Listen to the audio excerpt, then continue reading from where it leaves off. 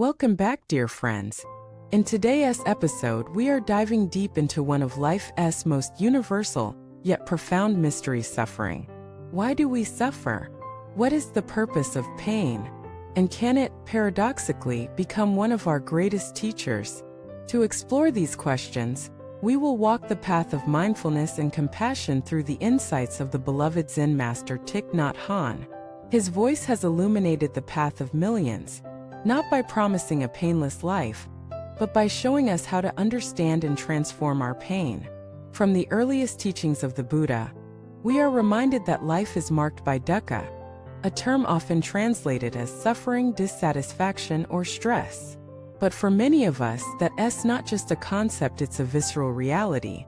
There are days when we feel we can't breathe under the weight of our pain. And often, the more we resist it, deny it, or try to suppress it, the more violently it erupts. But Thich Nhat Hanh gently proposes a different way: not to run from suffering, but to turn towards it, to meet it like an old friend, and to listen. He said, when you know how to suffer, you suffer much less. That statement may sound paradoxical at first, but its truth lies in the practice of mindfulness.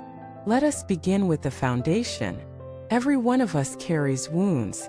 They may come from childhood trauma, heartbreak, the loss of loved ones, physical illness, or emotional despair. But these wounds, according to Thich Nhat Hanh, are not flaws in our being.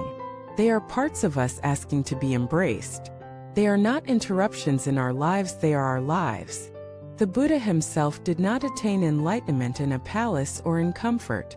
It was under the Bodhi tree, after years of deep contemplation and physical deprivation, that he touched the reality of birth, aging, sickness, and death. He saw clearly the nature of suffering, not to wallow in it, but to transcend it by understanding its causes and cultivating the path that leads to liberation. Thich Nhat Hanh echoed this truth through his life and teachings. Having lived through the horrors of the Vietnam War, having witnessed death, destruction, and exile, he did not let hatred take root in his heart. Instead, he breathed through the pain literally. He taught that mindful breathing could embrace and transform even the deepest wounds. He said, we are not practicing to get out of suffering. We are practicing to understand it and embrace it. Consider this: a young mother struggles with postpartum depression. Each morning she wakes up feeling hollow, useless, and on the verge of giving up.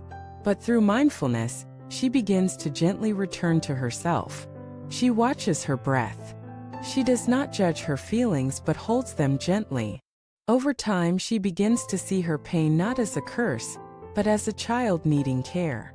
Eventually, she becomes a guide for others in darkness. Her suffering did not destroy her, it gave birth to her deepest compassion. In the same way, Thich Nhat Hanh invites us to treat our pain as we would a newborn baby, with gentleness, patience, and unwavering presence. Hold your pain tenderly, he said, as if it were your own child. But why does pain feel so overwhelming? Because we often misunderstand its nature.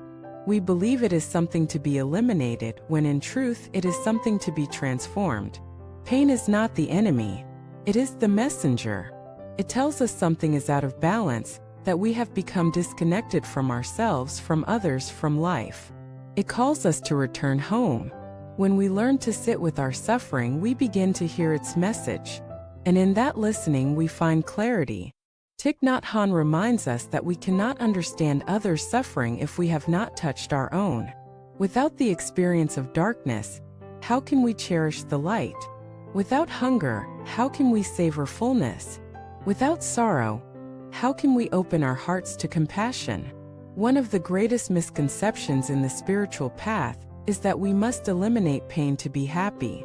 But Thich Nhat Hanh teaches that true happiness is not the absence of suffering, it is the embrace of suffering. He likens it to a lotus flower that grows from the mud. No mud, no lotus. Without suffering, there is no compassion. Without loss, there is no understanding. Buddhism doesn't ask us to tolerate suffering passively. It invites us to use it as a mirror to reflect on our desires, our aversions, our illusions. Why do we suffer? Because we crave permanence in an impermanent world. Because we desire control in a world of chaos. because we mistake the ego for the self. The root causes, as the Buddha taught, are greed, hatred, and delusion. These create the cycles of suffering we know so well. But through awareness, we can interrupt these cycles. Every breath, every moment of mindfulness, is a step away from unconscious reactivity and a step towards clarity.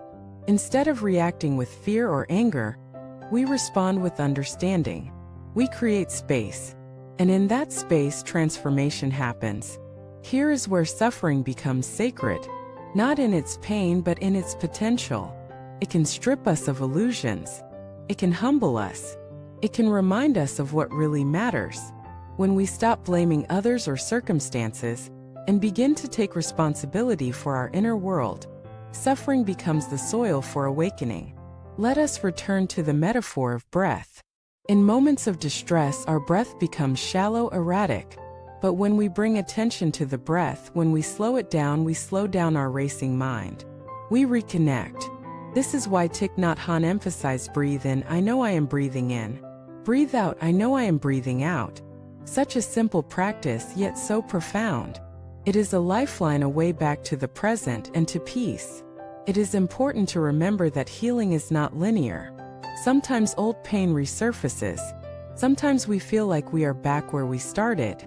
But each time we return to our breath, to our body, to this moment, we are reinforcing the path of compassion.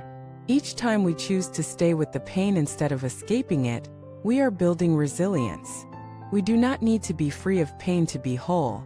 Wholeness comes from including everything: joy and sorrow, light and shadow, peace and struggle. We hold it all. That is the gift of mindfulness. It makes room for everything. And in making room, we make peace. There is a deeper kind of strength that comes from vulnerability. When we dare to meet our pain with tenderness, we cultivate a strength that is unshakable, not because it resists, but because it flows. Thich Nhat Hanh teaches us not to harden against life, but to soften into it.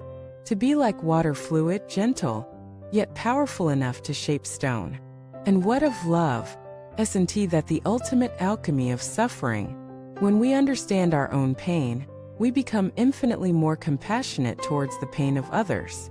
We stop judging.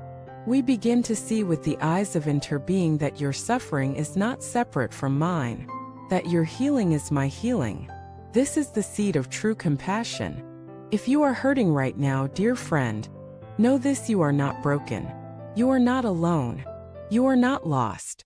Your suffering is not a punishment. It is an invitation to go deeper, to listen more closely, to love more fiercely. Sit down. Close your eyes. Breathe. Whisper to your pain, I see you. I am here. And let the healing begin, not by running away from life, but by embracing it fully, messily, beautifully. May we all learn not to fear suffering, but to walk hand in hand with it. May we bow to it as a teacher, not curse it as a curse. May we find the lotus in our mud, the stillness in our storm, the light in our darkness. Thank you for watching this video. If these words have touched your heart, please consider subscribing, sharing, or simply taking a mindful breath.